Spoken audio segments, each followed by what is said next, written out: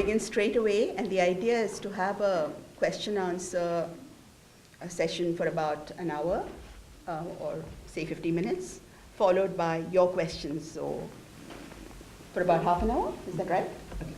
Okay. So we begin straight away, and my first question, I'm sure it will be your question also. For most people, Indian history is Mughal history. Ancient Indian history is about the Mauryas, and modern history is about British India, with the focus always on North India. But your book, Modern South India, deals with South Indian history from the 17th to the 20th centuries. The title sounds absolutely clear and simple, but the subject is something that very few know about, and that includes South Indians themselves. Events and characters in this book range across vast regions, 4 centuries of time, each speaking its own language, following its own culture, maps changing all the time. How did you dare to tackle such an extraordinarily, I would say, mind-boggling subject? I suppose I can say that I have a history of doing some bizarre things. I attempted a history of Punjab, undivided Punjab, the pre-1947 Punjab, which was also a very large area geographically. And more than half of it is now in Pakistan. The Indian half is divided into Indian Punjab, Indian Haryana, Indian Himachal Pradesh. And my history of that region covered the period from Aurangzeb's death, 1707, to the partition of India in 1947. So that was a completely silly undertaking, not only because it was such a large area, but it was also such a controversial subject. I was absolutely sure that I would offend, if not all the Hindus, large sections of the Hindus, if not all the Muslims, large sections of the Muslims, if not all the Sikhs, large sections of the Sikhs, if not all the British, large sections of the British.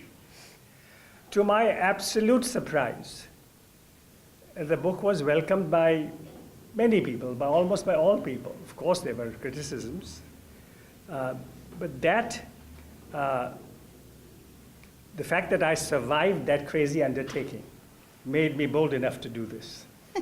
And also, of course, as Whitney has mentioned, not many have tried to write about South India, modern South India as a whole. People have written about ancient South India, the great book by K. Nilakanta Shastri. But it's about the great ancient story, much before the European arrival. So, so there was this vacuum, there was a need, and there was a reckless man willing to do something.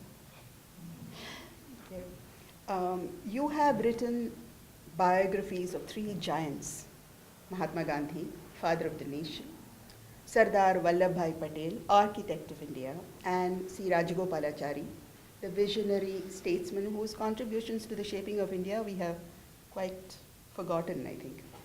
All 3 biographies have a wealth of socio-political and geo-historical details, but there was a connecting thread of profiling a single character.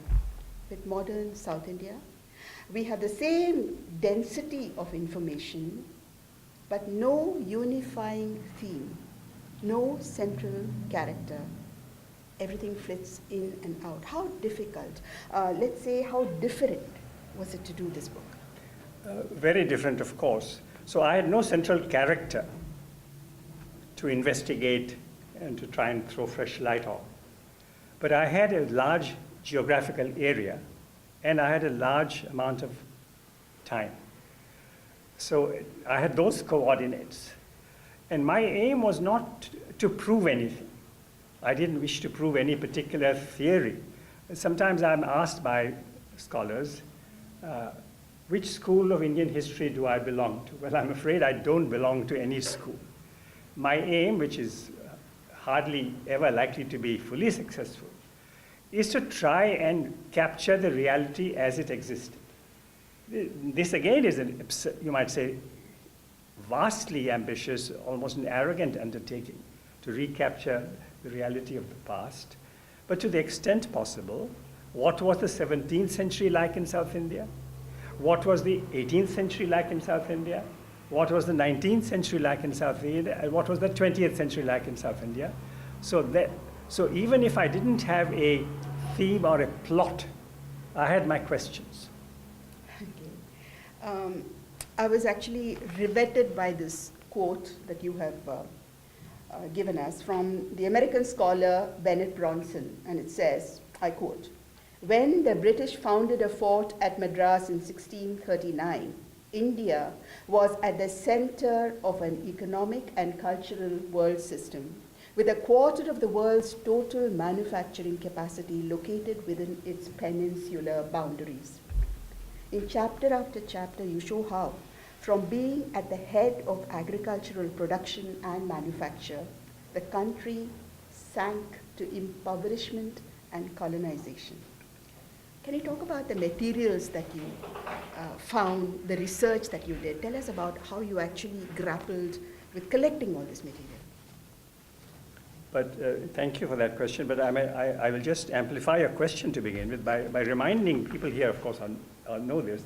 In the 17th and even 18th century, China and India were the go-to places on this planet. Just as in recent decades, people from all over the world want to come to America.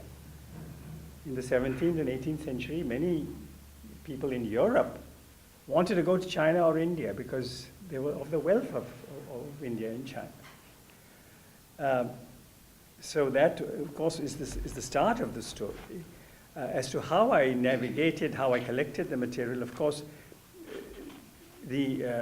towards the end, all the material that I've studied is listed. It is a longish section of the book. Yes. I also consulted. Now, I had no archaeological ambition to unearth something new. Absolutely not. My problem was not excavation, it was selection. Because the wealth of material was just enormous. Absolutely enormous.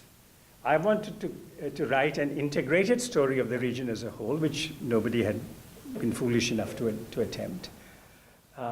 So I, of course, read as much as I could. I also interviewed some great historians of the four major, now even this is a very risky term. If you say four major cultures of South India, several people will stand up and say, hey, wait a minute, what are you talking about? My culture is not major? As we all know, it's not just the Kannada, Malayalam, Tamil, Telugu, to name them in alphabetical order, which is the safest thing to do.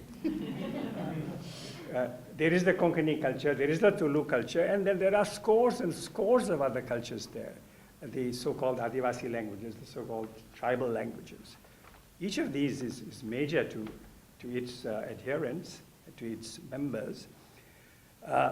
So I did not wish to discover anything radically new, but I wanted to know what the best historians living today thought. So I interviewed a great many of the historians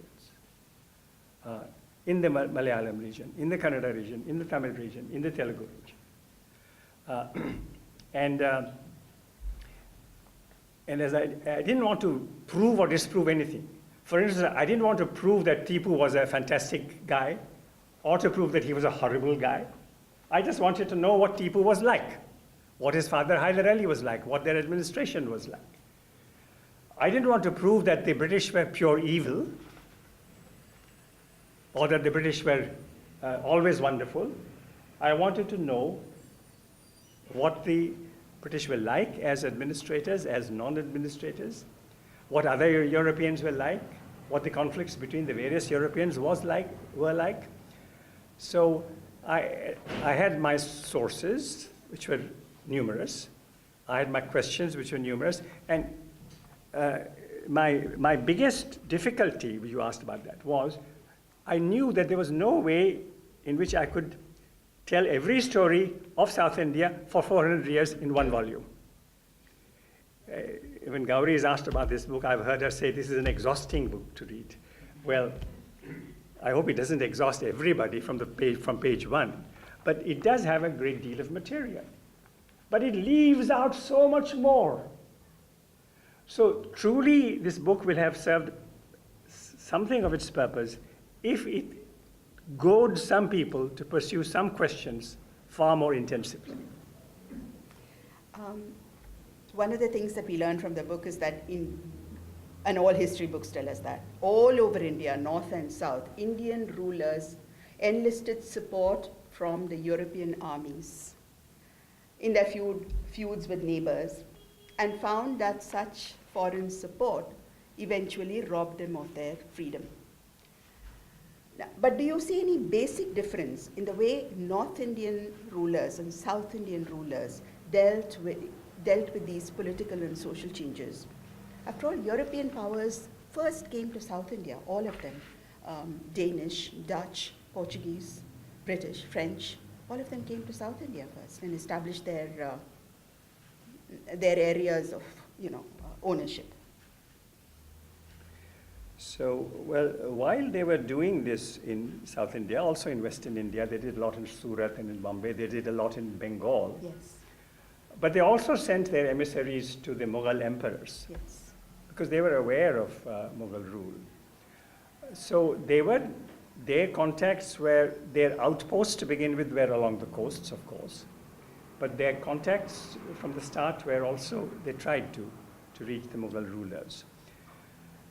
I don't know quite how to answer whether the rulers in northern India, how they differed from rulers in Indian rulers in southern India, because mine was not a comparative story of North India and South India. Mine was an exclusive focus on South India. But that is an important question to ask and to pursue further by myself or some other scholar. The most fascinating descriptions in this book, believe you me, when you read it, you will agree with me.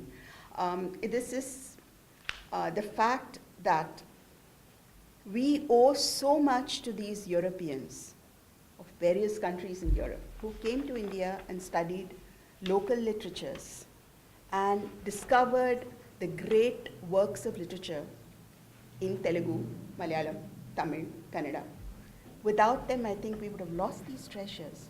So can you talk a little bit about that? Yes, I'm very glad you mentioned this because not just this book, but several others who have researched on various aspects of South Indian history. Yeah. The great man who recently died in Chennai, our friend, you know who I mean? Muttaiya. S. Muttaiya. Yes. He has rediscovered certainly Madras city, Chennai, for all of us. But he was often criticized, why are you quoting European sources? Why are you quoting Western sources? Well, his answer was, and my answer is, I quote any source that I find. The seriousness of the source, the seriousness of the scholarship behind the source is the important question, not the race, nationality, religion of the researcher. The research is important, not who does the research. Of course, we must quiz the research. We must interrogate it, scrutinize it, challenge it.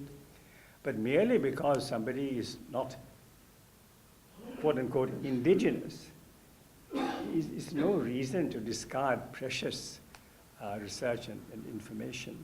And how right you are, Gauri. I mean, take Vemana, Yes. the most amazing Telugu poet, whose phrases figure in daily conversation in 1 million Telugu homes.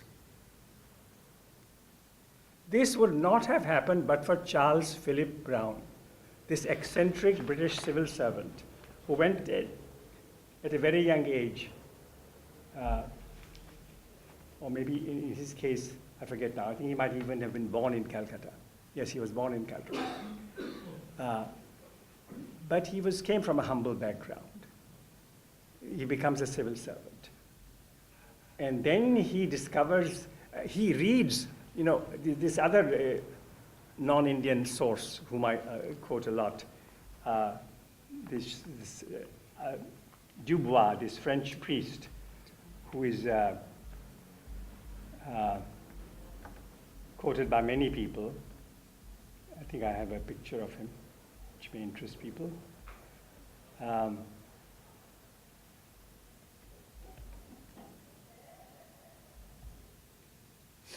Yeah, here he is. So this Jesuit priest wrote this very well-known book on Hindu customs, manners, morals. He overlapped with Tipo, and he lived in the Kannada country, he lived in the Malayalam country. He wrote a book about the people he found.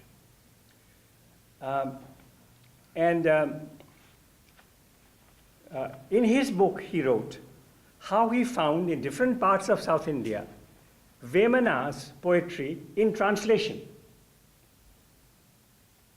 Telugu poetry in Tamil, in Malayalam, in Kannada. So Charles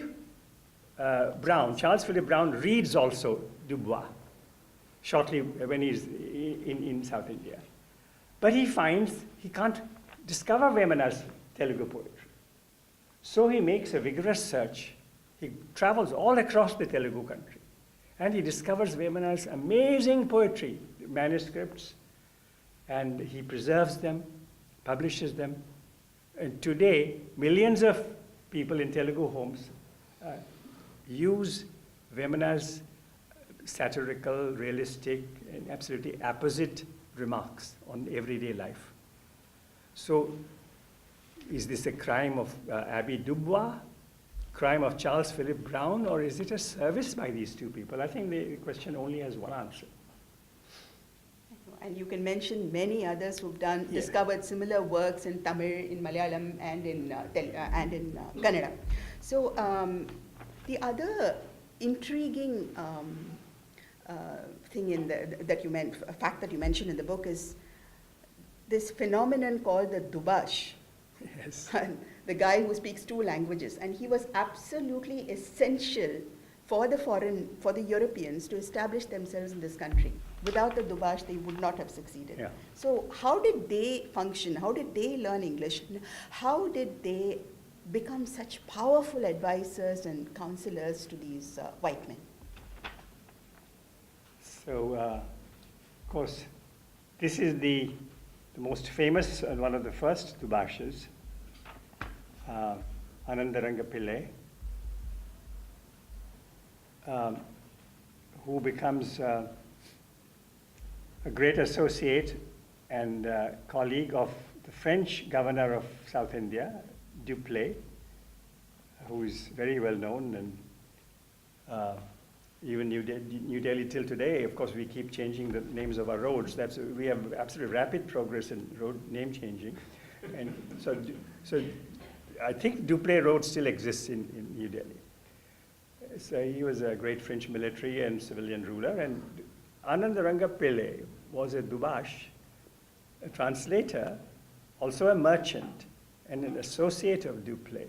And his diaries in the 1730s, 1740s are absolutely amazing material.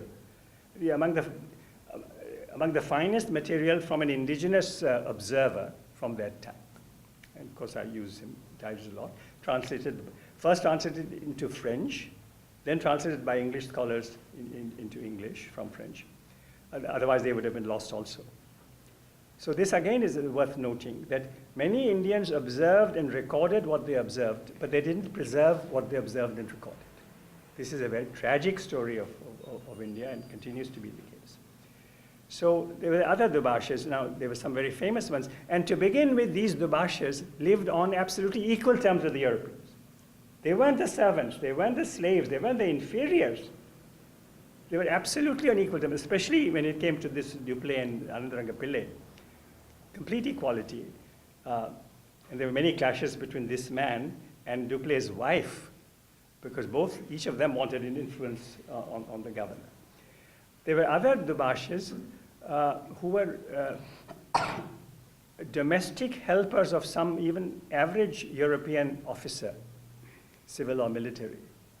But they spoke 2 languages. So the Debashis were of various kinds. But and the other thing also about the early Debashis particularly, that they were fluent not just in one European language, English or French, but in 2 or 3, not just one South Indian language, but 2 or 3. So there was an amazing multilingualism which many Europeans, at least of that period, have observed and recorded. And it's interesting that those Europeans also became multilingual in a yes. sense, or, they learned Indian languages. And they did. Yeah, the thing is, the caste system, that is so complicated, I don't think we can really discuss it now.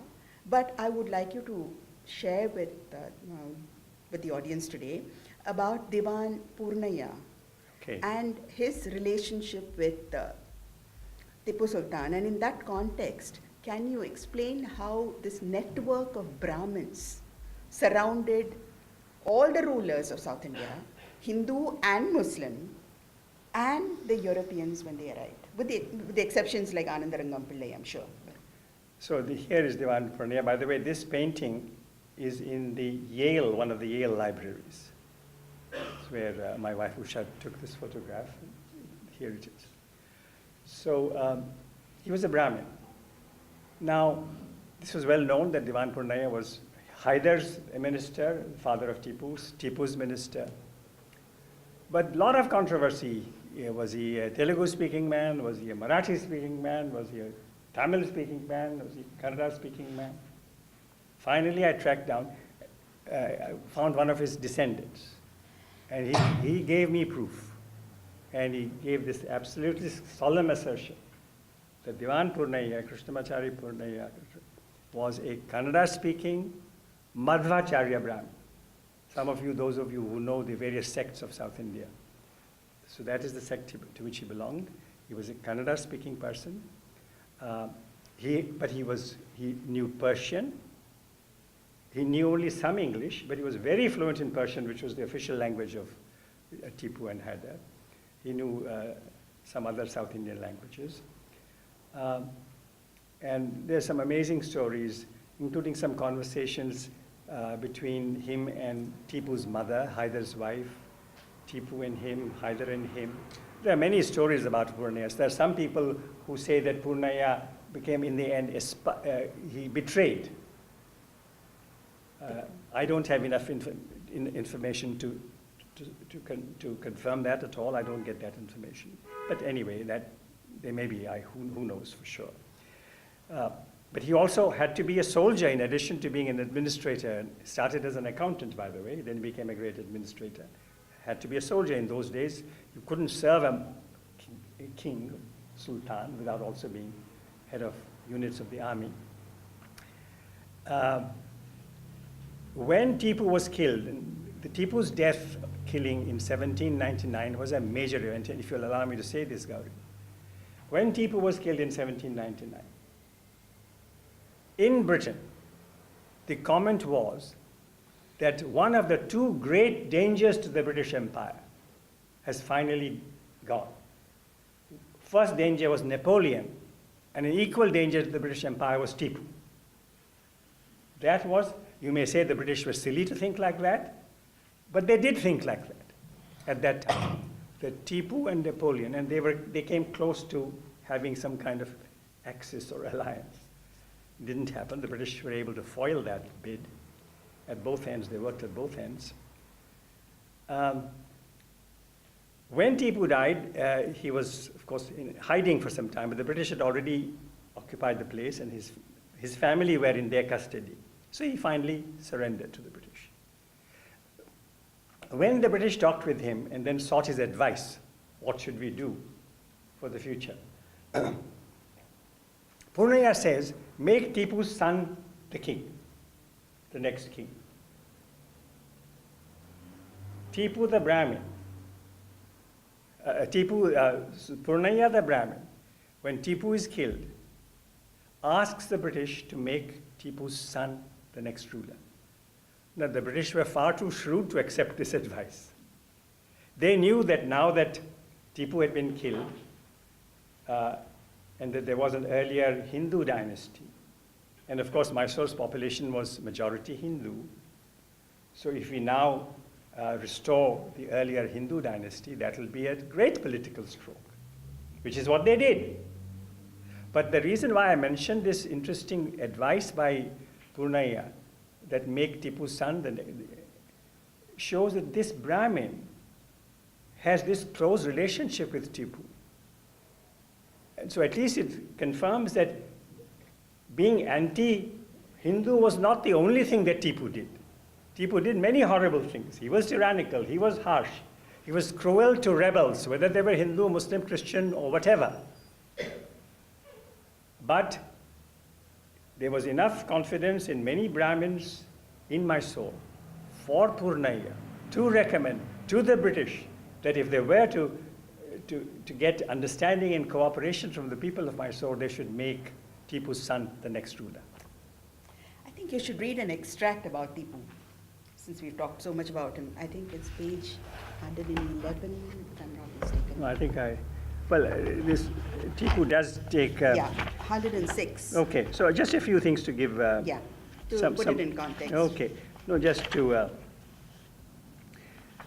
so in 1800, when Tipu was dead, an enormous canvas 21 feet high and 120 feet long, believe it, think of it, a canvas 21 feet high, 120 feet long, portraying the storming of Seringapatam, the capital, Tipu's capital, in London, done by a young artist called Robert Kerr Porter.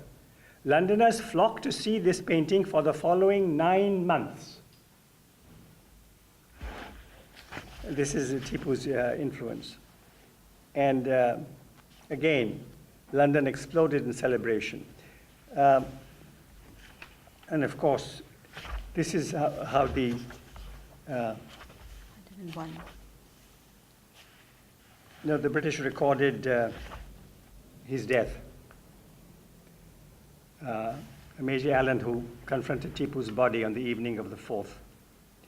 When Tipu was brought from under the gateway, his eyes were open and the body was so warm that for a few moments, Colonel Wellesley and myself... By the way, Wellesley is the man, the victor over Napoleon subsequently.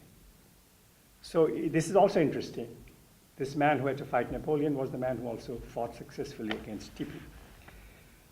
Colonel Wellesley and myself were doubtful whether he was not alive. On feeling his pulse and heart, all doubt was removed. His head was uncovered, his turban being lost in the confusion of his fall. He had an appearance of dignity or perhaps of sternness in his countenance, which denoted him above the common order of people.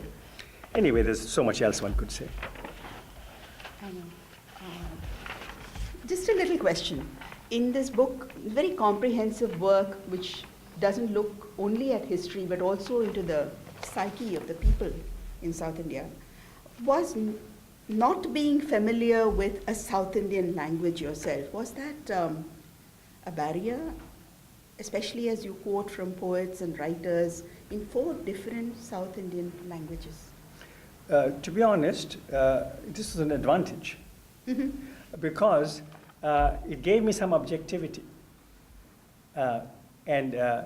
If I wanted to unearth something absolutely fresh, of course I should have learned Tulu and Tamil.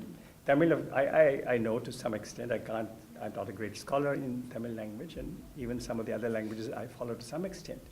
But not being immersed in any of the local languages actually gave me very useful distance, because for my particular kind of work, if I wanted to do a different kind of work, my aim was to provide an integrated, unified picture of South India.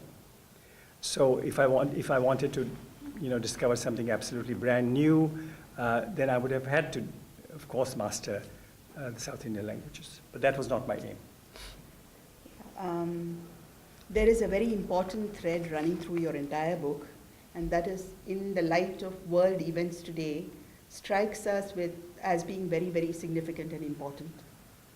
In this month of Ramadan, this is time for spiritual reflection and for self-reflection. Perhaps the best time to look at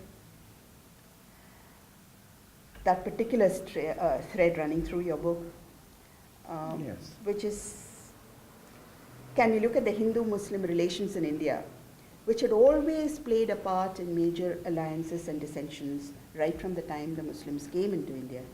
We know that the British promoted such dissensions as they found the divide and rule policy to be very, very efficacious. A process which is continued till today in our national politics, independence of India, fostering the divide rather than the union. Can you talk about this, the relationship between Hindus and Muslims in the 4 different centuries? Because it seems to me that in the 17th and 18th centuries, the the Hindu-Muslim relationship was one of trying to achieve power and wealth and territorial aggrandization, getting land, whereas in the 19th and 20th centuries it became a political weapon of a completely different kind. That's what I gather from your book. So can you talk a little bit about it, because it's a subject of great interest today. Yeah. Thank you. So as I tried to do my research, I found that in the 17th and 18th century, yes, there was occasional Hindu-Muslim tension, but by and large, temples and mosques, Hindus and Muslims coexisted. Hindu rulers had many Muslim soldiers and officers. In fact, the Muslim percentage in the armies of the South was always much larger than the Muslim percentage in the population from the very beginning. So in the 17th and 18th century, yes, there were many Hindu local rulers, not necessarily large rulers, polygars as they were sometimes called. They were Muslim rulers. But there was at least no recorded tension, conflict, clash, Hindu and Muslim that we saw. Again, to mention the point, not only does Purnaya want the British to install Tipu's son as the next ruler, Abbé Dubois, who was there and who was there after Tipu was dead, and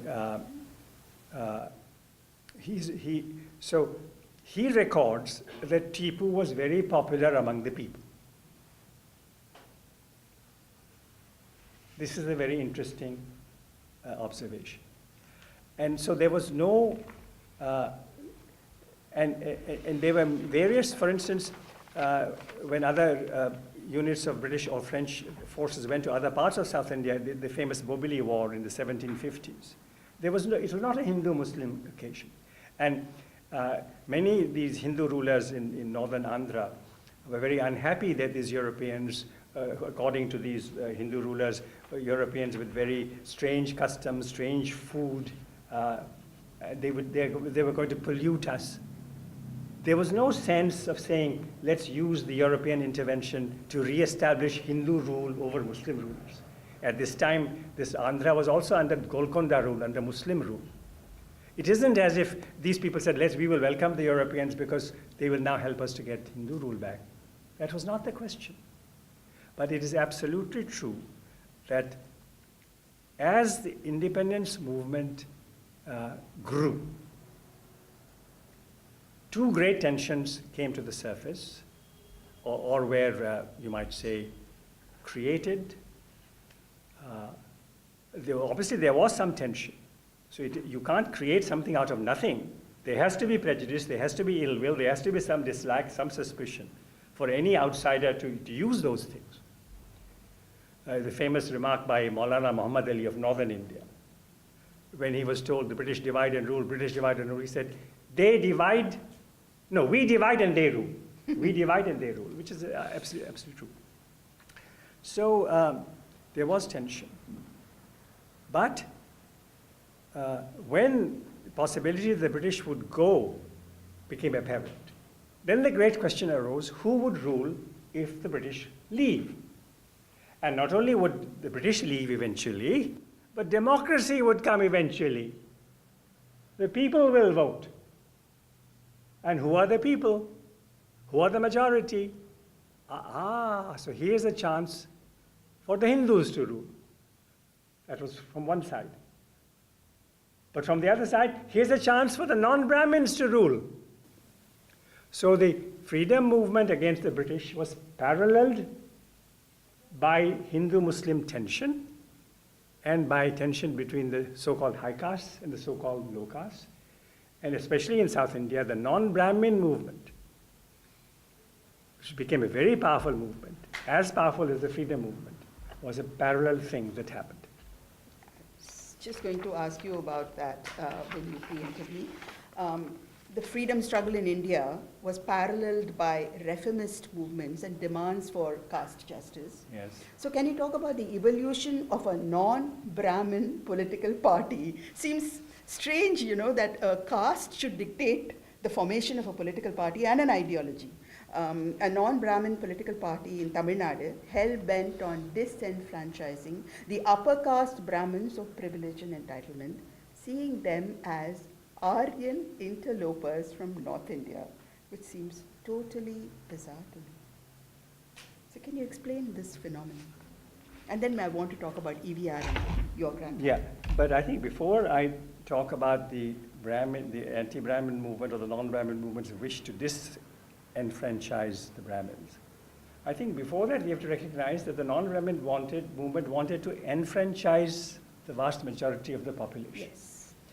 They felt that they had been disenfranchised. Yes. As far as they were concerned, the 3% Brahmin minority in South India was there everywhere. Was in government, was in politics, was in journalism, was in the medical profession, was in the legal profession, was in accountancy. So they felt that they wanted to enfranchise the majority. So this was the motivation, and yes, as it went along, the movement, of course, had some very anti-Brahmin manifestations, sometimes very undesirable, unattractive manifestations. But yet, then if we jump now to more recent times, Yes. we had this amazing phenomenon of this amazing woman, Jayalalitha, who is a Brahmin woman leading an anti-Brahmin party successfully for year after year after year. So South India does present some wonderful ironies like that. Your grandfather, Rajaji, the Mahatma's lieutenant in South India, was as Brahmin as they come. But he had this very special friendship with the non-Brahmin, an anti-Brahmin, E.V. Ramaswamy Nayakar, Yes. who's one of the most interesting characters in more recent Tamil history, I think. So can you, I mean, he was such a radical iconoclast and a promulgator of these very strange rationalist doctrines. So can you talk a little bit about their Sure. friendship? Okay. So this is The friendship between These two Rajaji men, yeah. and they were on opposite sides in political, initially I think they started on the same side, and then E.V. Ramaswamy Nayakar went his own way. So let's look at their pictures first. Yeah.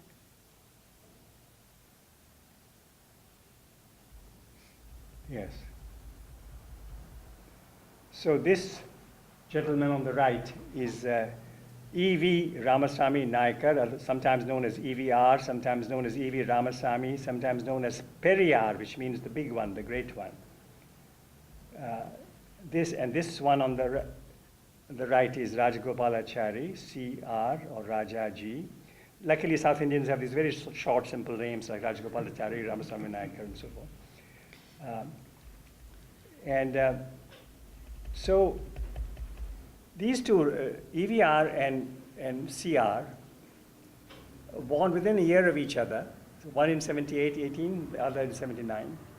One dies in 72, 19, the other dies in 1973. They're almost exactly the same age. They grew up in similar parts of South India, neighboring parts of South India. And they both started life as Gandhi's lieutenants, EVR and CR. And then they became apart and became bitter political opponents. So now Rajaji, CR, ended up as India's first Governor General. India's first Indian head of state after Bahadur Shah Zafar. So after 90 years, India again had an Indian head of state. This was CR, this Brahmin from South India. And he was a very brilliant writer and so forth, very highly loved and respected in some circles. But today in South India, in the Tamil country, if there was a voting contest between CR and EVR, CR would get 5% and EVR would get 90% of the votes, roughly speaking. EVR, your vote may go to CR, I don't know. But so they had this And EVR championed not only non-Brahminism, there were some portions of his time when he championed anti-Brahminism. There were portions of his time when he championed the secession of South India.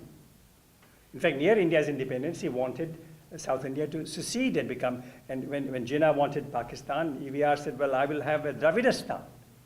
We will also secede from India. This is, he said this in 46, 47, but in 49, when they're both quite senior, and EVR wishes to, his first wife is dead, he wishes to marry somebody who's 40 years younger than him.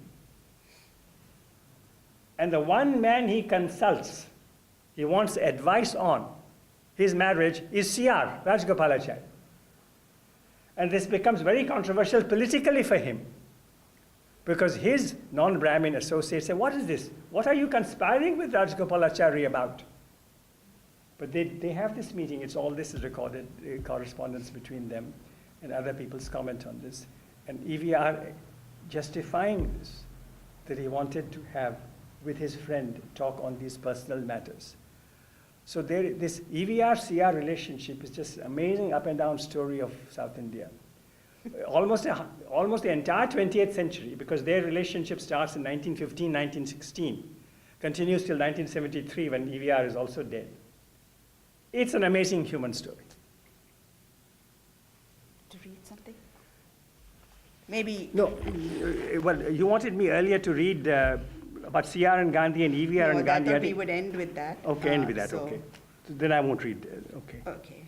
So shall I move on to the next Yes, one? please. Okay, we have another 10 minutes, I think. So just, women rarely appear on the pages of history, but you have included women wherever you could, I think. I should have included more, but I didn't. No, and in the 20th century, you particularly mentioned two women. Yeah. And written, with great poignancy and tenderness about them. Both of them were not freedom fighters in the sense we understand it, or politicians for that matter. So can you talk about Kamala Devi Chattopadhyay and M.S. Subbulakshmi? Yeah, of course. And tell me why you included them in this book. Well, they did not do anything world-shattering. But, because I wanted to try and portray as much of South Indian life as I could find, and Subbulakshmi's impact on South Indian life, so great. And Kamala Devi's impact on South Indian life and Indian life was also so great. She was also South Indian. She was a Konkani speaking South Indian. So why don't I read some? Yes. And Kamala Devi was an amazing life, absolutely amazing. She was an actor, she was brilliant, but she married early, a film man, then there was a separation, they had a child, but she was in the freedom. As a very young person, she joined Gandhi's movement, traveled all over the place, and she became a very big leader of the socialist faction of the Congress Party, and there was a time when it looked as if she would be a very major political figure in India, but then she retreated. But here is some lines from her autobiography. The autobiography suggests that this woman of many passions and gifts found her deepest satisfaction not in great accomplishments or in lasting relationships, but in what she called trifles. These are her lines. I seem bold, aggressive, outgoing. In reality, I'm shy. Public work does not touch my intimate self. It has not satisfied my whole being. I'm very human. I want the trifles, the little things of life, the leisure to dream, to draw in the slow notes of music, to savor in nature the play of light and shadow, so reminiscent of life with its joys and sorrows. In the end, an individual is a lonely soul, away and apart, holding on only to those little things of life, while all else has faded away. So I say, making humanity her family and beautiful little things her companions. Kamala Devi died in 1988. She did enormous things for Indian handicrafts and for puppetry and for serious theatre, so I think she's a very important person. We cannot let you go without asking you about the very special relationship that your grandfather Rajaji shared with Mahatma Gandhi, Okay. especially as this is such a special year for Gandhiji.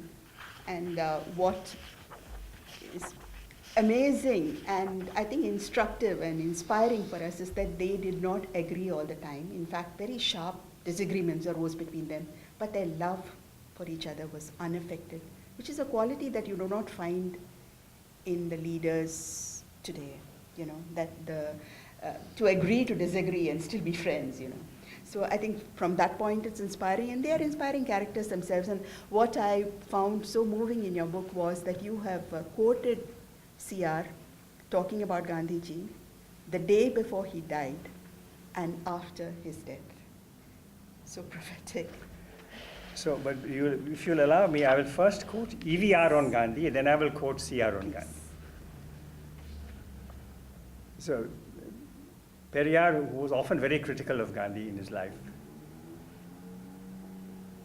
when Gandhi was assassinated, Periyar in an obituary suggested that India should be named Gandhi Nadu, Gandhi country. People don't know this, but this is what he did.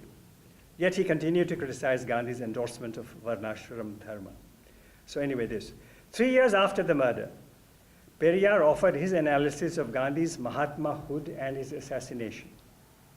The Brahmins, he wrote, made Gandhi a Mahatma because he said he believed in the Vedas, the epics, and in Varnashrama Dharma. The Brahmins assassinated him because he said that Allah and Rama were the same, that it was not the privilege only of Brahmins to be educated, and that the mosques seized by force should be vacated and returned to Muslims. This is Periyar's verdict. But now on CR and Gandhi. So Gandhi was killed in January 48. In the months before that, CR was the governor of West Bengal, based in Calcutta. Some months before Gandhi was killed, Mountbatten, who was then the Governor General of India, and this descendant of the royal families has Mountbatten in the name, as you saw. Anyway, when Mountbatten went to England for the marriage of Philip with Elizabeth. By the way, when Philip and Elizabeth were married, Gandhi sent a little message to them via Mountbatten, wishing Philip and Elizabeth long life. So that blessing seems to have worked. So during this period when Mountbatten is in London, Gandhi is in Delhi trying for Hindu-Muslim, India-Pakistan reconciliation. Rajagopalachari, CR, goes from Calcutta to Delhi. He's acting Governor General in Mountbatten's absence. And he also, of course, meets Gandhi. So during that period, he met Gandhi 7 times, including for an hour on the 26th, when CR returned to Calcutta. The Calcutta newspaper quoted him. I saw Gandhiji just before I got into the plane. I think this is November 26. I saw Gandhiji just before I got into the plane. He is sad beyond words in his own way. He is suffering as Christ suffered on the eve of the great tragedy recorded in the Gospels. On 13 January, Gandhi undertook another fast, etc. Then on 30th January, Gandhi is killed. So this is what CR says of Gandhi's assassination. He was very dear to me, but I do not grieve for him. He was walking to join and lead a prayer. He was a few minutes late, and so he was walking fast. How many of you would not like to die when running to pray?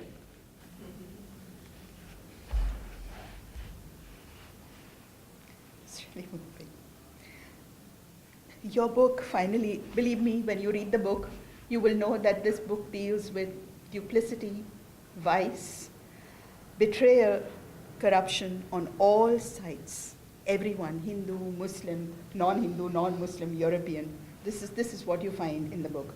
And it's also a saga of unbelievable brutality, man's human inhumanity to other human beings. Now, when I read the book at the end of it, this is what I felt, It proves the theory of the struggle and the survival of the fittest. But who is that fittest? That's the question. It is those people who believe that might is right, or those who believe that right is might. So in a world which is becoming so very dangerous to dissent everywhere across the world, can we find hope in this miasma of disillusionment? What do you think as the writer, as the chronicler of these extraordinary happenings? So although my book is about the last 4 centuries, I do end by Yes. quoting much earlier these 2 amazing poets of South India, Yes. Thiruvalluvar and even earlier. Yes. Amazing lines about compassion and love. Yes. But you're quite right that compassion and love don't always win out.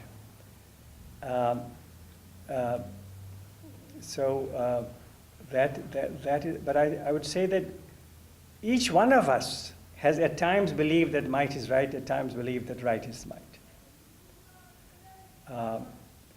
And so it is really up to all of us. But I would still say, despite the inhumanity and the viciousness that you have observed in this book, and there is this picture of the famine in South India. I don't even want to show it. It's there in the book, but I could show it easily, but there's no need for it. You can all imagine it. The skeletons that were shown in South India at the time in 1878, 1879. But I know that the long run can sometimes be quite long. But there's absolute.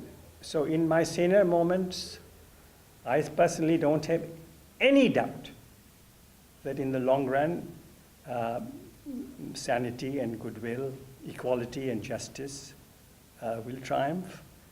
That this idea that some people own a nation more than others, that some people will take the nation back as if it belongs more to them than to others, that India and the United States both have diverse populations, both have had great tradition of struggle for equality, protection of minorities, freedom of speech, autonomy of institutions, democracy. When I was young and growing up, what dreams we had.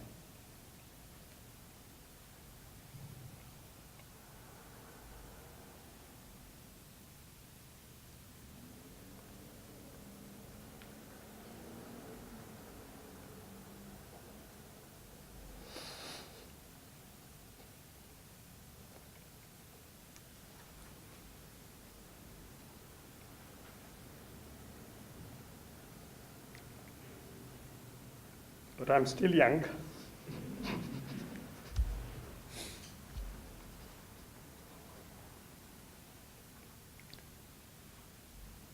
I think we should end on that note and leave it to be everybody's responsibility to triumph over disillusionments. Thank you.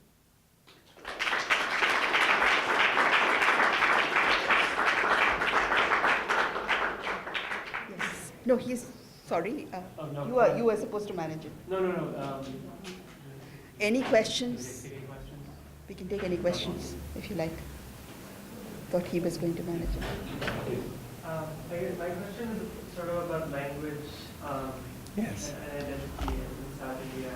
From what I understood, at least, like before, kind of in the present day now, the region is organized based on these linguistic states, and I think Andhra Pradesh was the first state to be created based on language. But did you find that, like, throughout history, people are like Anatolian or Telugu or Kannadian, or like, how did these identities get so based on just language itself?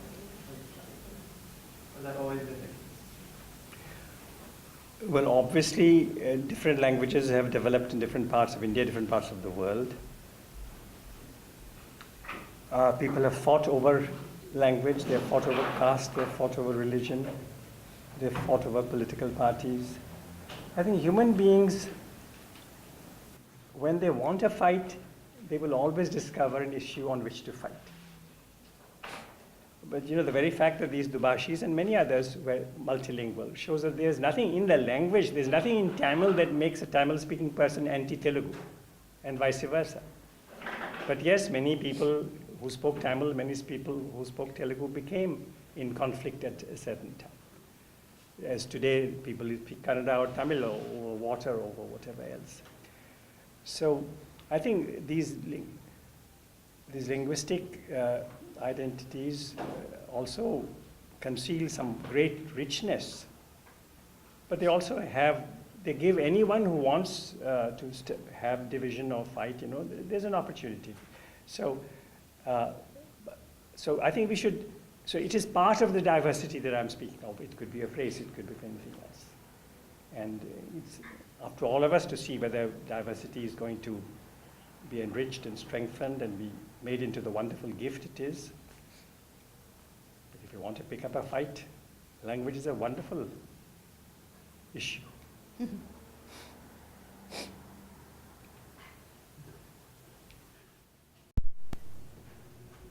think it would be useful for us to hear from you on whether ahimsa is still alive and a viable option when America is flooded with more guns than people and the world is trying to kill each other.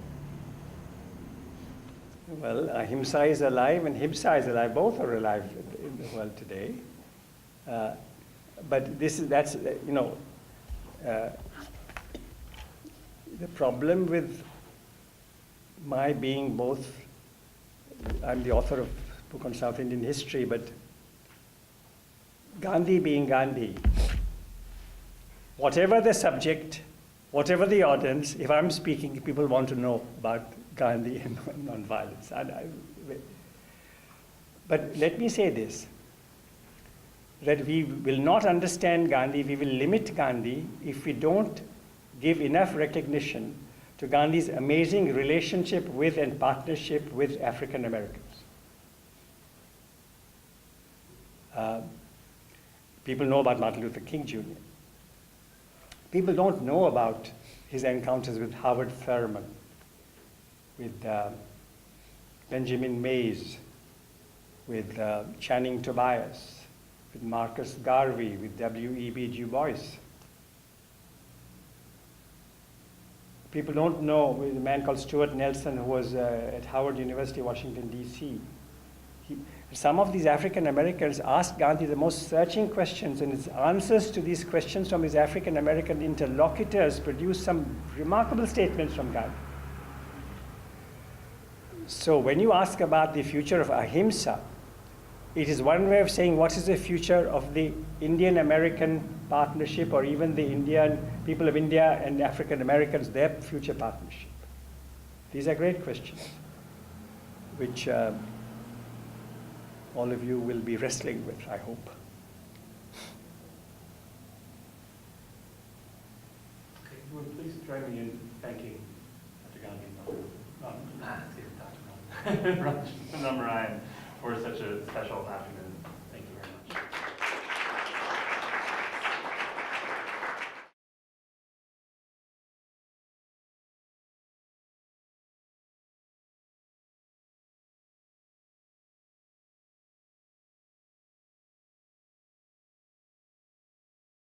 much.